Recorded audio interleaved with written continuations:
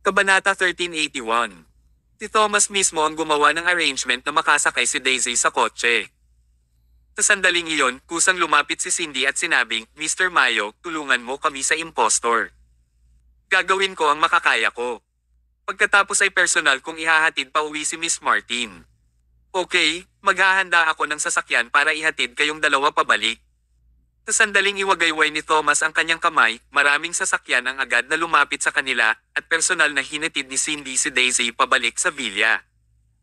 Matapos mapanood ang pag-alis ng kanilang sasakyan, nakahanda na si Thomas na bumalik sa kumpanya para imbestigahan ng detalyado kung ano ang plano ng impostor. Sa sandaling ito, dumating ang isang cellphone call. Hello, Mr. Mayo, inimbestigahan na namin ang hotel na tinutuluyan ni Mr. Jerry. Tulad ng hula mo, si Mr. Jerry ay kinidnap at ikinulong sa kanyang kwarto mula pa kanina. Ang kanyang mga damit at mga dokumento ay kinuha ng impostor. Okay, sige. Ito ay tulad ng nahulaan ni Thomas. Dapat dito pa lang ay natapos na ang usapin. Ibaba na rin sana ni Donas ang tawag, ngunit patuloy na nagsalita ang lalaki sa kabilang dulo ng tawag. By the way, Mr. Mayo, base sa paglalarawan ni Mr. Jerry, bukod sa isang lalaki, parang may ibang babae na kumidnap sa kanya. Isang grupo ang gumawa ng krimen, hindi lamang isang tao. Isang grupo. Sa isang iglap, isang kakilakilabot na realization ang pumasok sa isip ni Thomas. Nakatingin siya sa direksyon kung saan papaalis ang sasakyan ni Daisy at puno ng takot ang kanyang mga mata. Lalo siyang natatakot habang iniisip niya iyon. Ano? Ngayon lang naisip ni Thomas na kakaiba ito. Naglabas ang kaninang lalaki ng peking lighter sa publiko at gusto niyang mamatay kasama si Daisy. Mangyayari kaya ang binalak niya? Sa napakaraming security guard at napakaraming fire extinguisher sa pinangyarihan, napakababa ng posibilidad na masunog ang isang tao sa loob ng high security building. Ngayon ay naunawaan niya na ang impostor ay isang diversion lamang. Hindi ang kaninang impostor ang gustong sunugin si Daisy, kundi ang isa pang babae. Ang babaeng iyon ay walang iba kundi si Cindy. Gumawa ako ng isang rookie mistake. Nakaramdam ng matinding pagsisisi si Thomas. Wala siyang kasalanan. Pagkatapos ng lahat, papalay ng lahat na ang manyak ay isang lalaki. Hindi mahuhulaan ng maraming tao na ang perverted murderer ay isang babae. At saka, siya ang general manager na pinagkakatiwalaan ni Daisy sa simula pa lang. Bukod dito, inakala ng lahat na nahuli na ang tunay na mamamatay tao, kaya hindi na sila alerto. Sinamantala ni Cindy ang stereotype na pag-iisip ng mga tao, ang tiwala ni Daisy, at ang panandali ang carelessness upang makidnap si Daisy sa harap mismo ng mga mata ni Thomas. Sa sandaling iyon, isa pang tawag ang dumating. Hello, Mr. Mayo, may nangyari. Biglang lumihis sa normal na direksyon ang sasakyan ni Miss Martin at itinapon kaming lahat. Hindi ko alam kung saan sila nagpunta ngayon. Isa itong masamang balita. Tinanggal ni Cindy ang ibang tao at nawala kasama si Daisy. Malamang gusto niya talagang masunog hanggang mamatay kasama si Daisy. Baliw ang babaeng ito. Napakatalino din niya. Isinara ng mahigpit ni Thomas ang kanyang bibig sa sobrang galit. Bihira siyang magalit hanggang ganoong punto. Kung ang isang taong ipinangako niyang protektahan ay namatay dahil sa kanyang pagkakamali, walang silbi ang titulo niya bilang God of War. Daisy, hindi pwede na mamatay ka. Kabanata 1382. Sa manor ng pamilyang Martin, nanunood si Dylan ng isang TV series kasama ang kanyang asawang si Samantha Brock sa loob ng kanilang bahay. Pinapakain niya ang kanyang asawa ng prutas habang minamasahe ang kanyang mga binti. Kahit na maraming mga babae si Dylan at may iba pa siyang babae sa buong bansa, loyal pa rin siya sa kanyang asawa. Kahit anong kalokohan niya sa labas, masunurin siya sa bahay. Siguro dahil sa sobrang inis sa bahay ay madalas siyang lumalabas para magpakasawa.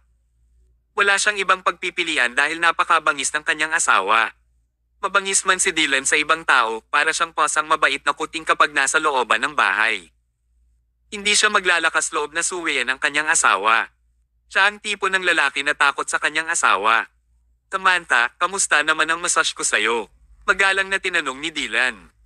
Okay lang, hinarap ni Samantha ang isa pa niyang binti at hinayaan itong imasahe ni Dylan. Nagpatuloy siya sa pagkain ng prutas at nanunood ng TV. Na parang isang reyna. Sa buong pamilya ni Martin, mababa ang tingin ni Samantha sa lahat maliban sa head ng pamilya. Ito ay dahil siya ay may mainit na ulo at pambihirang kakayahan.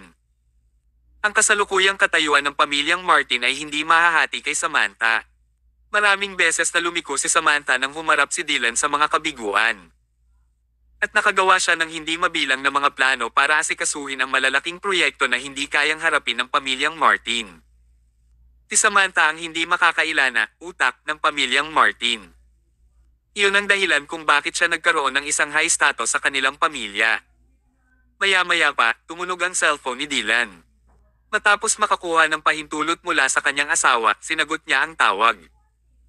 Sa sandaling sinagot ang tawag, narinig niya ang isang balisa at gulat na boses mula sa kanyang mga tauhan sa kabilang dulo ng linya.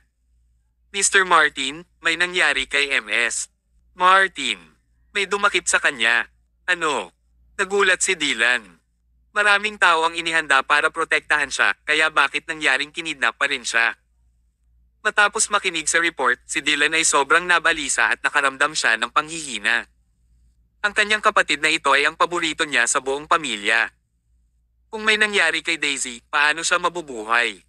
Thomas, anong ginawa mo? Wala kang silbi. Wala kang kwenta. Pinandilatan siya ng mata ni Samantha. Wala kang magagawa kung mababalise ka lang siya. Kontakin mo agad ang mga pulis at gamitin ang lahat ng magagamit na kapangyarihan para mahanap ang kidnapper at mahuli siya. Ito ang pinakamagandang pagpipilian mo ngayon.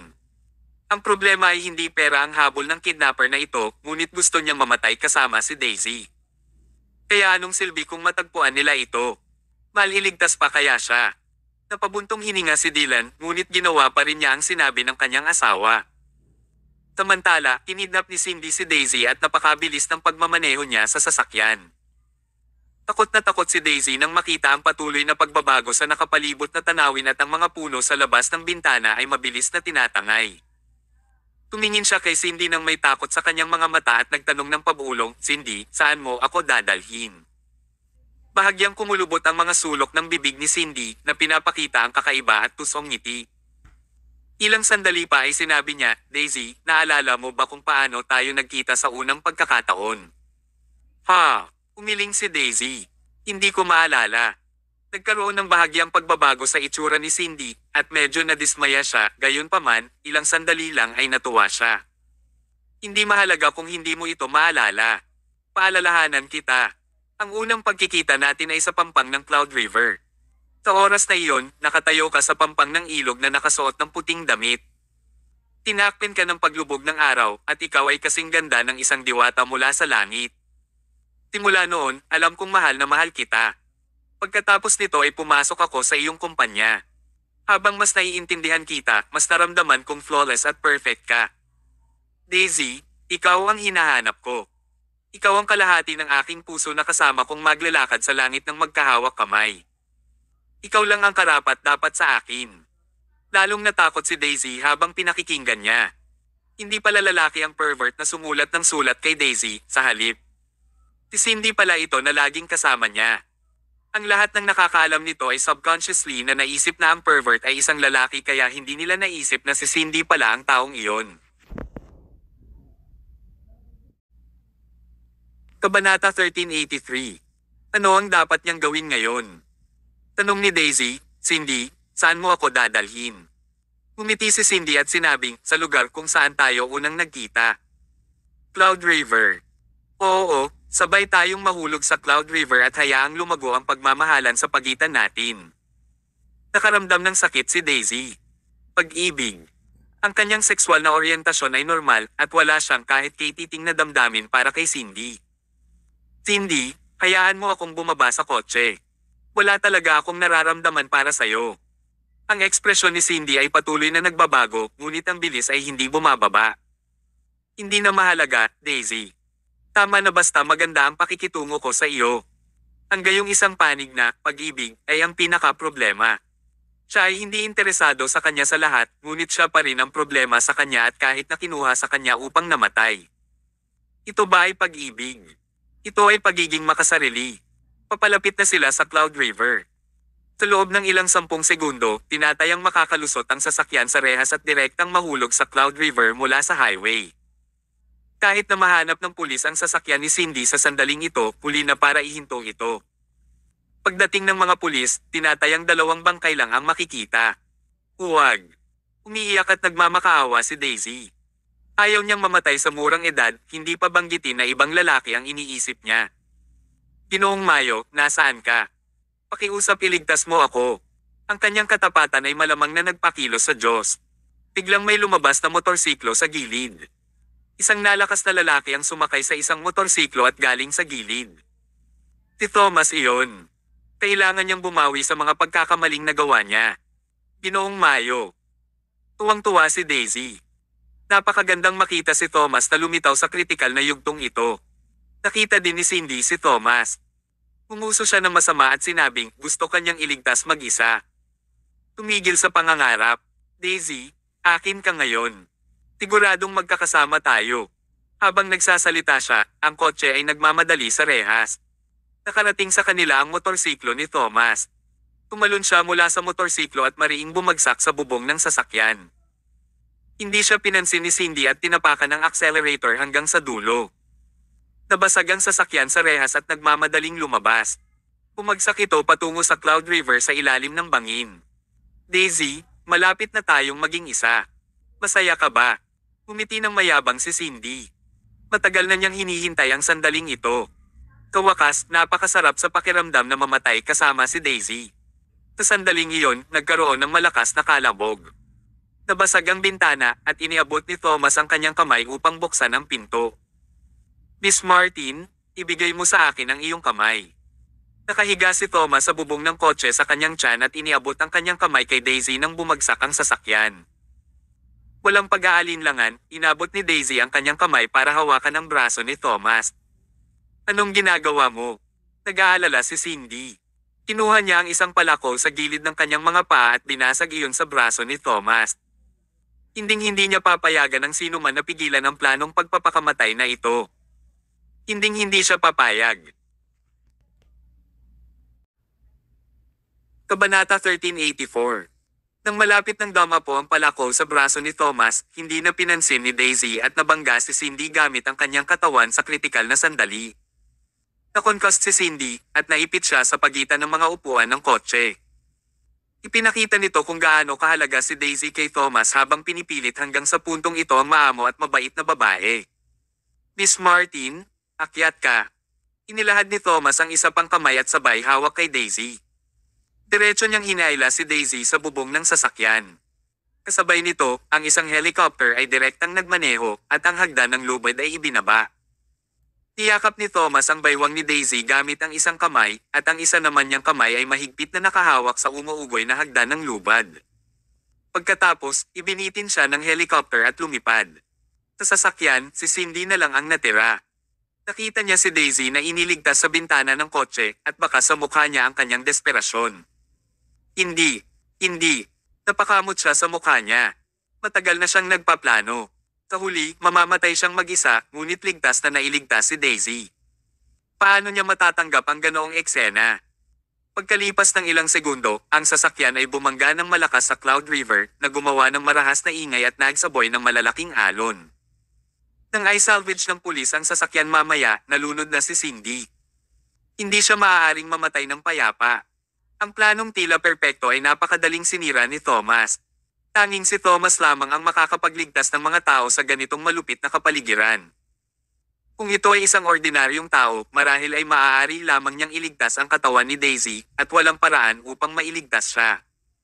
As it was, niyakap ni Thomas si Daisy ng mahigpit.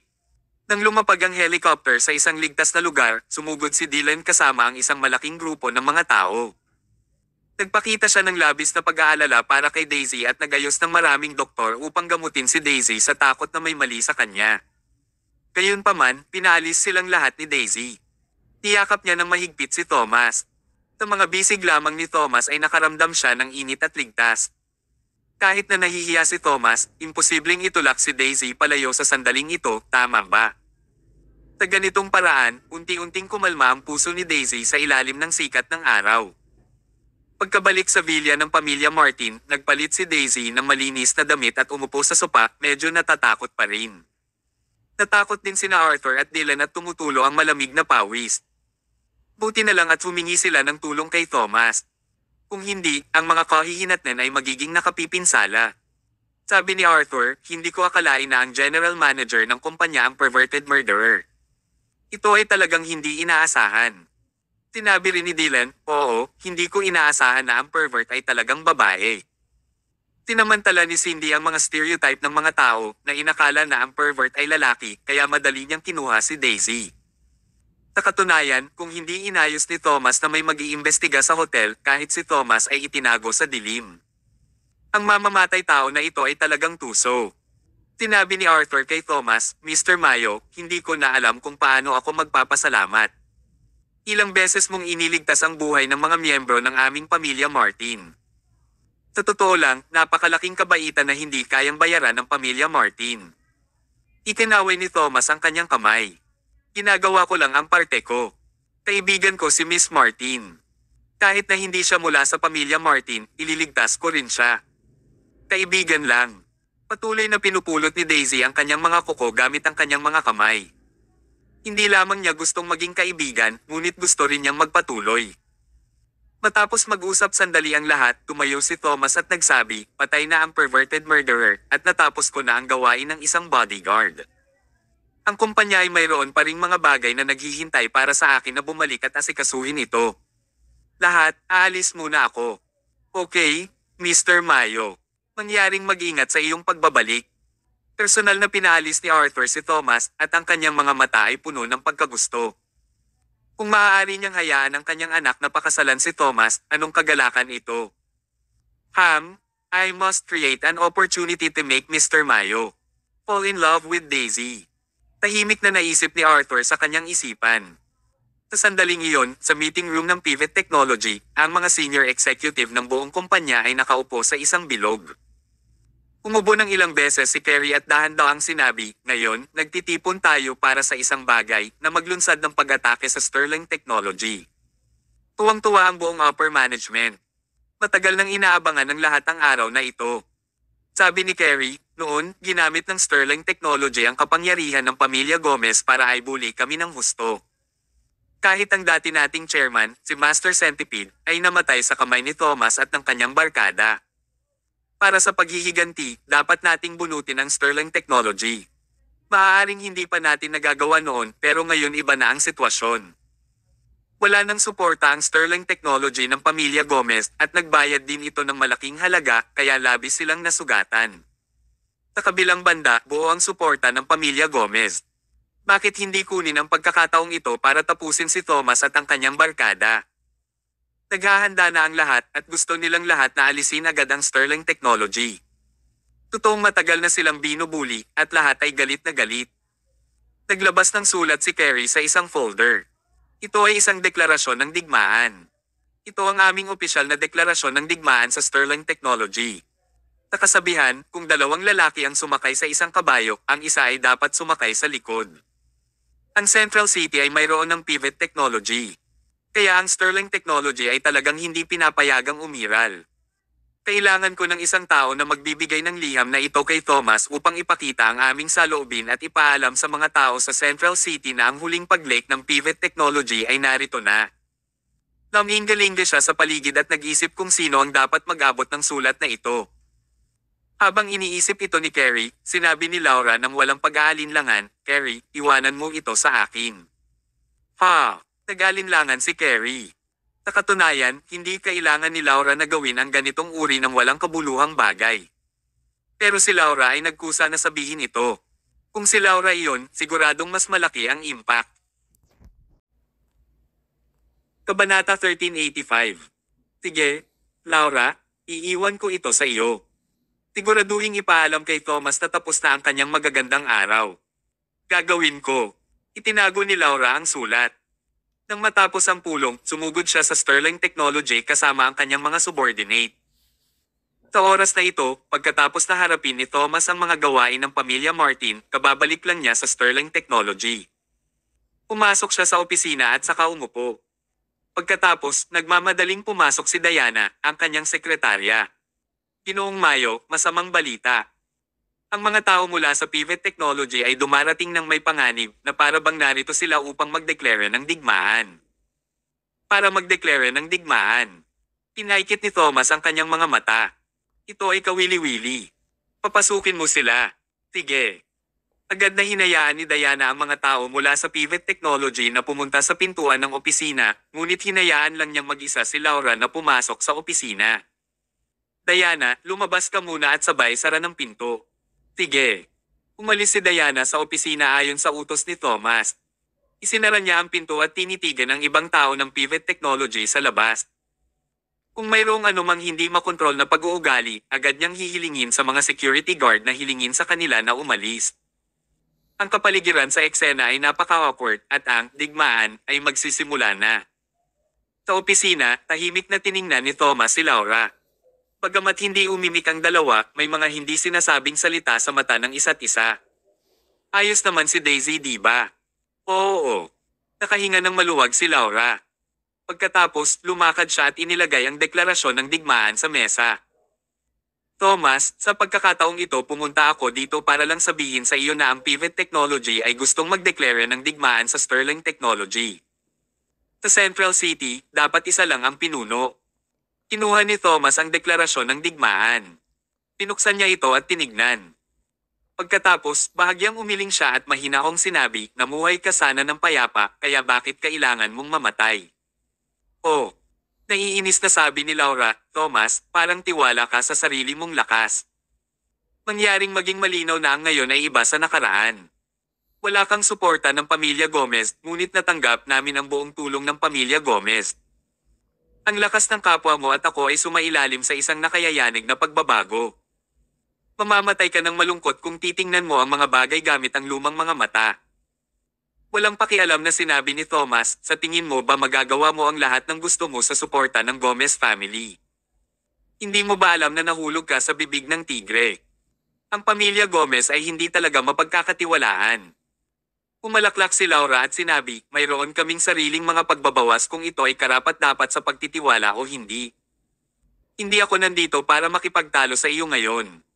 Thomas, tapos na ang iyong magagandang araw. Palam. Pagkatapos niyang magsalita, tumalikod siya at umalis. Sa sandaling iyon, bigla siyang pinigilan ni Thomas. Aalis ka ng ganito. Oo. Wala ka bang ibang tanong para sa akin? Anong mga katanungan ang maaari kong itanong sa iyo? Umiti si Thomas. Kung talagang wala kang anumang mga katanungan, hindi ikaw ang magpapadala ng deklarasyon ng digmaan ngayon. Napakatumpak ni Thomas. Nakikita niya sa isip ni Laura sa isang sulyap. Nagpumigla si Laura saglit. Lumingon siya para tingnan si Thomas at isang pangungusap lang ang sinabi, gusto ko ang autopsy report ng aking ninong.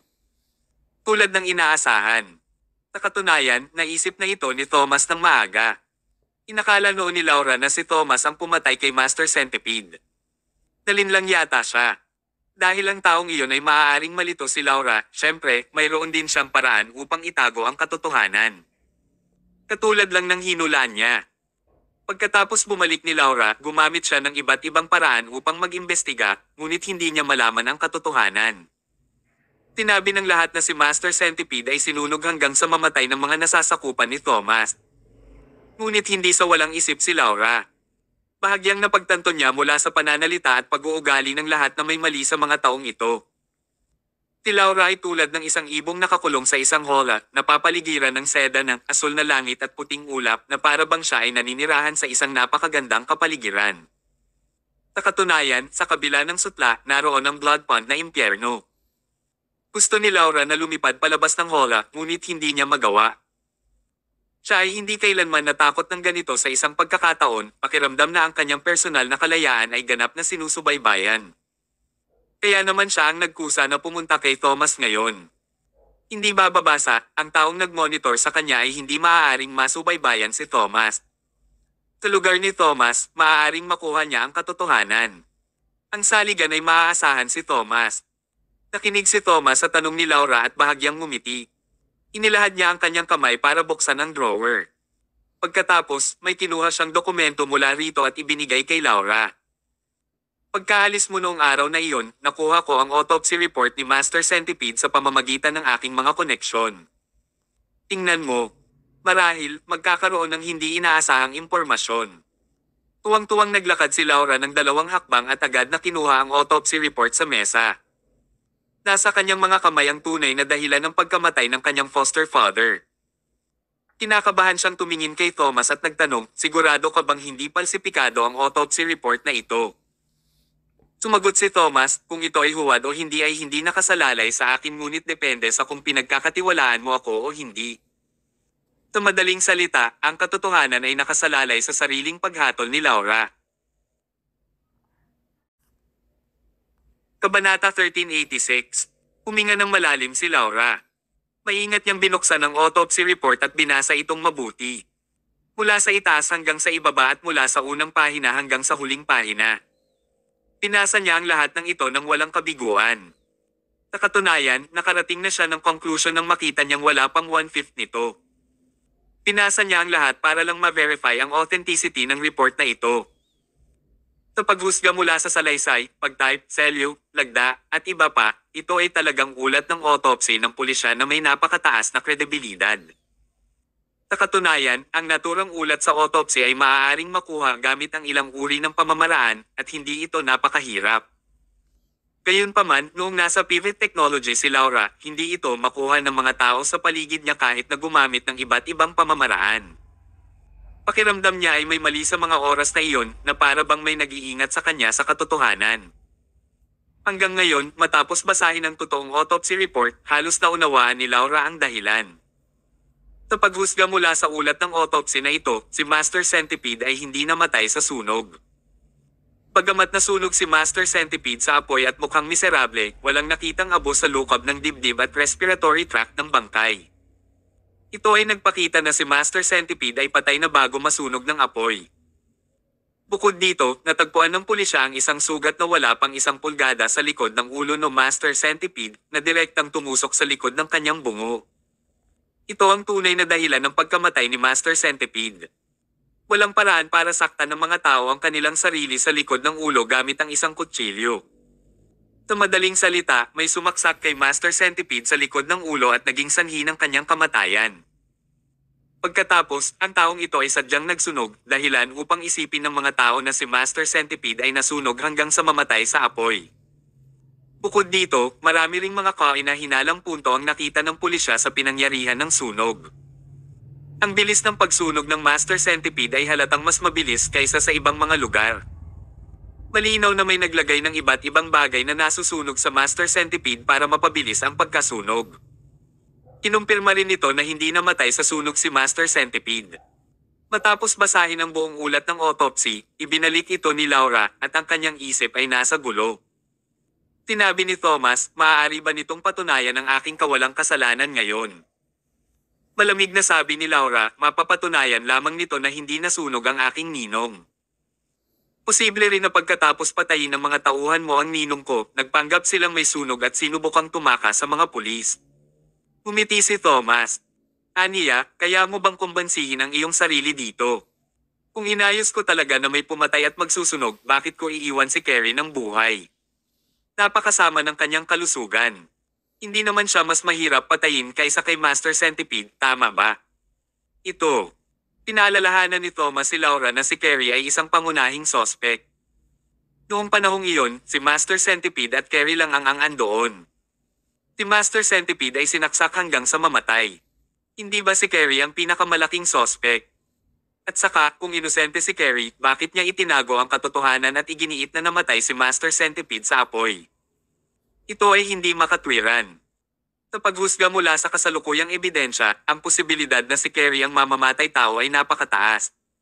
Pero, hindi naniwala si Laura. Lumaki siya kay Carrie at kilalang kilala niya si Carrie. Alam niya na si Carrie ay isang napakamatulungin at mabuting anak. Patungo kay Master Centipede, may respeto lang si Carrie. Isakripisyo man niya ang sarili, imposibleng mapatay niya si Master Centipede. Walang dahilan. Tinaman ng tingin ni Laura si Thomas. Haha, dapat may ginawa ka sa autopsy report in a attempt to sow discord between me and Carrie. Hayaan mo akong sabihin sa iyo. Imposible. Thomas, hindi ako ang lalakoan mo. Nagkibit balikat si Thomas. Gawin ang anumang gusto mo. After a pause, he continued to say, It's just that I want to remind you that you can't know a person entirely. Kadalasan, sa tingin mo ay kilala mo ang isang tao. Sa katunayan, hindi mo malalaman ang masasamang kaisipan sa isipan ng ibang tao. Kung isang araw malaman mo ang kadiliman sa puso ng kabilang partido, natatakot ako na baka mamatay ka kasama nito. Malamig na sabi ni Laura, huwag kang magtanim ng kaguluhan dito. Hindi ako maniniwala sa iyo. Pagkatapos niyang magsalita, tumalikod siya at umalis. Sa pagitan ni Thomas at Carrie, tiyak na magtitiwala si Laura kay Carrie nang walang kondisyon. Iyon lang ang Kabanata 1387. Hindi rin nagmamadali si Thomas.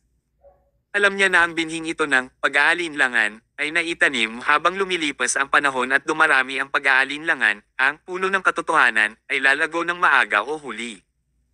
Bumukas ang pinto at lumabas si Laura na may malamig na ekspresyon.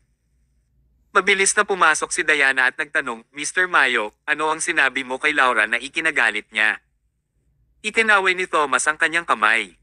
Hindi siya galit, nalilito siya.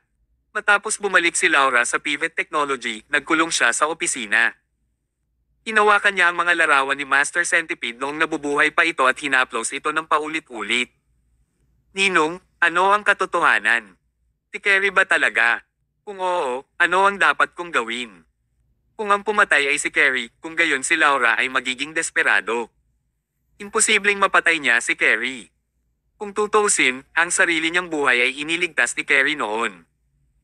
Sa mundo ngayon, kaya niyang patayin ang sinuman, ngunit hindi niya kayang patayin si Carrie. Godfather, pakisabi sa akin ang sagot. Si Laura ay medyo nabalisa at paulit-ulit na nagtanong sa larawan. Akto namang bumukas ang pinto at pumasok si Carrie. Laura. Carrie. Mabilis na binago ni Laura ang kanyang ekspresyon, nagpapanggap na ayos lang. Lumapit si Carrie para tingnan ang litratong nasa kamay niya at sinabing, mismo na ba si Ninong? Sinabi ni Laura, oo, hindi ko matatanggap ang katotohanan na iniwan tayo ni Ninong. Mataimtim na sinabi ni Carrie, kaya kailangan nating gawing lakas ang ating kalungkutan at dalhin ang demonyong si Thomas sa hustisya upang aliwin ang espiritu ng Ninong sa langit. Kapag sinabi ito ni Carrie noong nakaraan, tiyak na papayag si Laura. Ngunit ngayon ay iba. Si Laura ay hindi masyadong nasa sabik at siya ay nagtanong ng bahagya na may kainahinala, Carrie, si Ninong ba ay napatay sa apoy? Ha? Isang bakas ng hinala ang halatang sumilay sa mga mata ni Carrie. Bakit niya ito tinatanong? May natuklasan ba si Laura? Matigas na sabi ni Carrie, syempre, sinunog hanggang mamatay si Ninong ng mga tauhan ni Thomas. Nakita ko ng malinaw. Malinaw. Haha. Hindi ganyan ang nakasulat sa autopsy report. Hindi inilantad ni Laura ang kanyang kasinungalingan, ngunit siya ay lubos na nabigo. Hindi niya alam kung bakit gustong magsinungaling ni Carrie sa kanya. Nakuha ko. Carrie, medyo pagod na ako, at gusto ko nang magpahinga. Tumango si Carrie. Kung ganoon ay magpahinga ka ng mabuti. Lalabas muna ako. Tumayo siya at umalis, isinara ang pinto. Hindi umalis si Carrie ngunit tahimik na nakatayo sa pintuan, puno ng pagdududa. Sa paghusga sa mga salita at kilos ni Laura, tiyak na may napansin siya. Ngunit hindi pa nababaliw si Laura, ibig sabihin ay naghinala lang si Laura at hindi pa alam kung ano ang totoo. Laura, mahinang tawag ni Carrie. Ang dami kong nagawa para sayo. Mangyaring huwag gumawa ng anumang bagay. Kung hindi, ako. Tumingin si Carrie sa dulo ng koridor at bumulong sa sarili, kahit ano pa man, gusto kita, Laura. Kabanata 1388. Kinaumagahan, nakatanggap si Thomas ng sulat ng paanyaya mula sa pamilya Martin na dumalo sa isang piging para pasalamatan siya. Sa nakalipas na ilang araw, malaki ang naitulong ni Thomas sa pamilya Martin at ang pinuno ng pamilya Martin ay espesyal na nagdaos ng piging ng pasasalamat para dito para lang mapalapit kay Thomas. Siyempre, ang pangunahing layunin ay upang pagsamahin sina Thomas at Daisy. Nang malapit ng magtanghali ay dumating si Thomas sa hotel sa oras. Personal na dumating si Arthur para batiin siya at pumunta sila sa pinakamataas na standard room sa hotel. Ang pagkain dito ay umabot ng milyon-milyong dolyar, isang ganap na astronomical figure. Tanging ang mga mayayamang pamilya tulad ng pamilya Martin ang kwalipikadong magtrato ng mga bisita dito. Karamihan sa mga tao ay walang kahit na mga kwalifikasyon upang umupo dito. Matapos makaupo ang mga bisita at ang host, mitigang naghihintay ang lahat. Bukod kay Arthur, Daisy, Dylan, at ilang executives ng pamilya Martin na dumating ngayon, mayroon ding isang espesyal na tao na naroroon din. Ang taong iyon ay ang asawa ni Dylan, si Samantha. Alam ng lahat na si Samantha ang utak ng pamilya Martin. Ang taong maaaring magpakita kay Samantha ay isang taong binigyang halaga ng pamilya Martin. Ngayon, ang piging ng pasasalamat para kay Thomas ay nagawang makadalo ng personal kay Samantha na sapat na upang makita na talagang pinahahalagahan ng pamilya Martin si Thomas. Sa pamilya Martin, ang taong may pinakamataas na katayuan ay si Arthur, ngunit kahit siya ay magalang kay Samantha. Magagawa ng pamilya Martin kung wala si Arthur, ngunit talagang hindi ito magagawa kung wala si Samantha. Ang babaeng ito ay higit na matalino at matapang kaysa sa mga lalaki ng pamilya Martin. Lahat sila ay umasa sa babaeng ito para magbigay ng payo sa pamilya Martin para umunlad.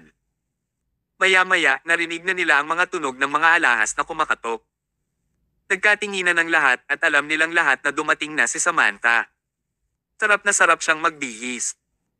May mga kosmetiko at mga produkto sa pangangalaga sa balat sa buong bahay, at isang palasyo ang espesyal na itinayo sa manor ng pamilya Martin upang ipakita ang kanyang mga alahas at damit. Tuwing lalabas siya, marami siyang alahas. 5 salita para ilarawan siya. Isang maganda at marangyang babae. Tuwing lalabas siya, nakasuot siya ng perlas, agata, diamante, at ginto sa buong katawan. Ang mga alahas, gagawa ng maraming tunog kapag siya ay naglalakad. Huwag na nating pag-usapan kung maganda ba ito o hindi, pero siguradong mayaman siya. Sa sandaling marinig ni Dylan ang tunog na ito, siya ay nagmukhang isang bolang impas. Hindi siya naglakas loob na huminga ng mabigat at ibinaba ang ulo. Si Dylan, na mayabang at masama ang ugali, ay naging parang isang masunereng sanggol sa sandaling ito at sapat na upang makita kung gaano kabangges si Samantha. Kahit si Arthur ay medyo natakot sa manugang na ito, lalo pa si Dylan. Hindi talaga kinaya ng mga ordinaryong lalaki ang isang babaeng may kaya at barumbado. Sa buong pamilya ng Martin, si Daisy lang ang walang kahit katiting na takot kay Samantha. Katulad kasi ni Samantha si Dylan. Mahal na mahal niya si Daisy. Sa isang banda, dahil simple at mabait si Daisy, na pumukaw sa pagmamahal ng mga tao sa kanya. Sa kabilang banda, ito rin ay dahil si Daisy ay maaaring palaging magdisenyo ng mga damit na nababagay sa aesthetics ni Samantha at nagpapaganda sa kanya kapag isinuot niya ito. At saka, si Daisy ay nakababatang kapatid ni Dylan. Sa mga kadahilanang ito na idinagdag, hinahangaan din ni Samantha si Daisy. Bumukas ang pinto at pumasok ang isang marangal na babae. Nakasuot siya ng napakagandang damit. Ang mahabang palda sa likod niya ay 4 o 5 metro ang haba. Naglakad siya sa harap at may 2 tao sa likod upang tumulong sa paghawak ng palda. Ang poster at eksenang ito ay halos kapareho ng sa isang sinaunang reyna. Nag-ipon ng lakas ng loob si Dylan at tumayo. Sabi niya, "Samantha, nagpareserba ako ng upuan para sa iyo. Halika at maupo ka rito." Isang, "Aha," lang ang ibinigay ni Samantha na para bang isang reyna ang sumasagot sa utusan. Dumiretso siya at umupo sa tabi ni Dylan. Kabanata 1389. Judging from the seats at the scene, si Arthur ay nasa main seat, katabi ni Samantha at Dylan. Mas mataas ang upuan ni Samantha kaysa kay Dylan. Nakilala ang ganoong eksena, biglang naintindihan ni Thomas kung bakit maghahanap ng maraming mistress si Dylan. Pumili siya ng villa sa bawat lugar para palakihin ang kanyang mga mistress. Ito ay dahil si Dylan ay walang paraan upang makaramdam ng pagmamahal mula kay Samantha. Isa lang siyang hamak na utusan sa harap ni Samantha. Paano nga ba kakayanin ng marangal na anak at tagapagmana ng pamilya Martin na siya ring kasalukuyang deputy chairman? Kaya naman kailangan niyang magpakawala sa labas. Umupo si Samantha at diretsyong nakita si Thomas ng kanyang mga mata. Ang layunin ng pagdalo niya sa piging ngayon ay makita si Thomas. Ang kakayahang iligtas si Daisy sa ilalim ng matinding mga kondisyon ay sapat na upang ipakita ang lakas ni Thomas. Ngunit hindi dumating si Samantha para pasalamatan si Thomas. Sa kabaligtaran, narito siya para gipitin si Thomas at patatagin ang kanyang posisyon. Alam kasi ng lahat na mahal ni Arthur si Thomas at balak niyang pakasalan si Daisy kay Thomas. Kung si Thomas ang naging manugang ng pamilya Martin, malamang na makakaapekto ito sa katayuan ni Samantha sa hinaharap dahil napakalakas ng lakas ni Thomas. Paano kung ginamit ni Arthur si Thomas para i-counterbalance si Samantha? Kaya, pumunta si Samantha dito ngayon para lang suntukin si Thomas at ipaalam sa kanya na hindi niya magagawa ang anumang gusto niya sa pamilya Martin. Nice to meet you, Mr. Mayo, sabi ni Samantha na may peking ngiti. Ikinagagalak kong makilala ka. Maikli at maikli ang sagot ni Thomas. Right then? Biglang nagtanong ng mahirap na tanong si Samantha, Mr. Mayo, nabalitaan ko na apo ka ni Nicholas mula sa pamilyang Gomez. Iniisip ko kung totoo ba ito o hindi. Lahat ng tao sa eksena ay nagbago ng ekspresyon. Alam ng lahat na si Thomas ay apo ni Nicholas. Ang problema ay medyo komplikado ang relasyon dito. Si Nicholas at Thomas ay nagkaroon ng masamang relasyon. Sa pangkalahatan, walang sino man ang magkukusa upang maghanap ng gulo sa pamamagitan ng pagbanggit sa bagay na ito. Halatang sinasadya ni Samantha na pagalitin si Thomas. Gayunpaman, ipinakita ni Thomas na mayroon siyang magandang pagpapalaki. Umiti siya at sinabing, talagang totoo iyon. Oh. Tapos hindi ko maintindihan, sabi ni Samantha, paano makakalaban ng apo ang kanyang lolo. Hindi ba ito unfaithful at unfilial? Siya ay tumatawid sa isang linya. Masaya si Dylan. Napaisip siya. Thomas, tikman mo ang pakikitungo kay Samantha. Usually, pinapahirapan ako hanggang mamatay sa kanya. Ngayon, hahayaan kitang matikman ang aking pang-araw-araw na buhay. Ang sarap ng sakit. Sabay-sabay na bumaba ang atmosphere sa eksena. Sa sandaling iyon, mabilis na iniban ni Arthur ang usapan, Waiter, daling ilabas ang 5 colors curry chicken na espesyal na inihanda ko. Maya-maya, may dalang malaking plato ang dalawang waiter at inilagay sa gitna ng mesa. Pagkabukas ng takip ay bumungad ang isang malaking plato ng curry ng manok. Ang ulam na ito ay hinati sa 5 kulay, na pula, dilaw, itim, puti, at berde. Napakaganda nito.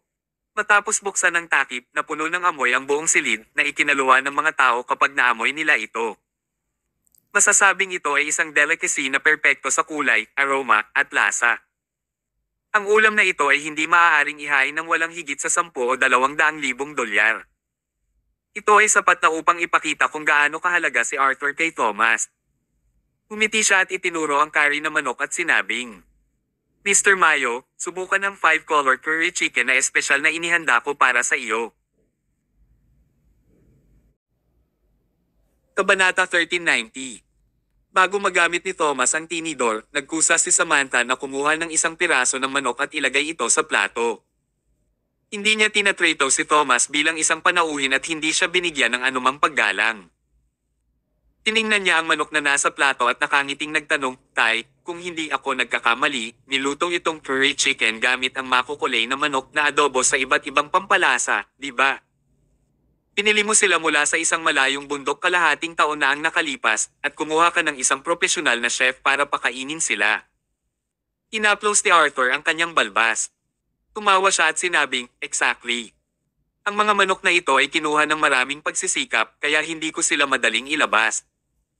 Noong una, sinadya ni Arthur na i-highlight ang kahalagahan ng mga makukulay na manok. Ang paggamit ng mga ganoong kamahal na manok upang aliwin si Thomas ng curry na manok ay sumasalamin din sa kanyang paggalang kay Thomas. Gayunpaman, malamig na sinabi ni Samantha, kahit gaano kahalaga at kaganda ang manok, manok pa rin ito. Ito ay ginagamot ng mabuti para lamang kainin ang laman nito. Ang ilang mga tao ay dapat na malinaw tungkol sa iyong posisyon. Ang manok ay maaari lamang maging isang manok. Huwag mong isipin na maaari kang maging isang phoenix. Ang kanyang mga salita ay para kay Thomas. Hindi direktang minamaliit ni Samantha si Thomas. Ginamit niya ang isang manok bilang isang metapora para kay Thomas, pinayuhan si Thomas na bigyang pansin ang kanyang pagkakakilanlan. Hindi siya dapat mangarap na maging isang phoenix o magkaroon ng anumang pag-iisip tungkol sa kapangyarihan ng pamilya Martin. Kahit na ang pamilya Martin ay naging mabait sa kanya ngayon, ito ay dahil gusto nilang kumain ang kanyang karne. Sa tamang panahon, kakatayin siya at kakainin. Ibang-iba talaga ang retorika na ito sa naisip ni Arthur. Ang kanyang orihinal na intensyon ay i-recruit si Thomas, ngunit ang paliwanag ni Samantha ay parang sinusubukang i-pressure si Thomas. Ito ang naglagay sa kanya sa isang mahirap na sitwasyon. Hindi, ako. Gustong magpaliwanag ni Arthur, ngunit hindi niya alam kung paano ito ibuses. Ibinaba pa ng mga tao sa paligid ang kanilang mga ulo para kumain at walang nang ahas na hamarang. Masaya si Dylan. Kawakas, nagkaroon din ng henpeck si Thomas. Pero ngumiti lang si Thomas at walang sinabi. Talagang hindi niya namalaya na napukaw niya ang selos ni Samantha dahil sa kanyang mabubuting gawa. Tinampot ni Samantha ang manok sa plato at inilagay sa kanyang bibig. Tay, ang sarap talaga ng makukulay mong manok. Ito ay mabango at creamy, ito ay napaka-refresh at masarap. Pagkatapos kumain ng isang piraso, kinuha niya ang pangalawang piraso at inilagay sa kanyang bibig. Masayang kumain si Samantha. Wala siyang pakialam kung gaano kaiya si Thomas at kung ano ang iniisip ng ibang tao sa kanya. Parang hindi para kay Thomas ang inihanda ng mga makukulay na manok kundi para kay Samantha. Sabi niya kay Daisy habang kumakain, Daisy, huwag kang uupo lang. Halika at subukan ang makulay na manok ni tatay. Ito ay masarap. Okay. Medyo nahihiya talaga si Daisy. Hindi siya komportable nang makitang minamaliit si Thomas. Pero ang namamaliit sa kanya ay si Samantha. Maging si Daisy ay walang masabi. Ang sitwasyon ay lubhang awkward. Right then, Thomas suddenly said, bagaman masarap ang alak, hindi ka pwedeng maging gaaman. Kahit na masarap ang manok, hindi ka maaaring maging matako. Ginang Martin, ipinapayo ko sa iyo na kumain ng mas kaunti. Ang manok ay sobrang maanghang at sumasalungat sa konstitusyon ng iyong katawan. Ang sobrang pagkain ay maaaring magdulot ng masamang reaksyon. Haha. Umiti si Samantha. Tinitigan niya si Thomas ng labis na mapangasar at mapangasar na sinabi, hinihiling mo sa akin na kumain ng hindi gaanong maanghang na pagkain. My lovely Mr. Mayo, alam mo ba kung saan ako galing? May nagpaliwanag sa gilid, Mr. Mayo, maaaring hindi mo alam, ngunit si Mrs. Martin ay maaaring kumuha ng maraming maanghang na pagkain dahil siya ay mula sa Astres City. Si Samantha ay kumakain ng maanghang na pagkain mula pa noong siya ay bata. Hindi siya makakakain ng 3 beses sa isang araw, ngunit hindi siya mabubuhay ng walang sili. Siya ay isang tipikal na babae mula sa Astres City. Matagal nang naka-adapt ang katawan niya sa maanghang na pagkain. Ang curry manok sa antas na ito ay wala kay Samantha.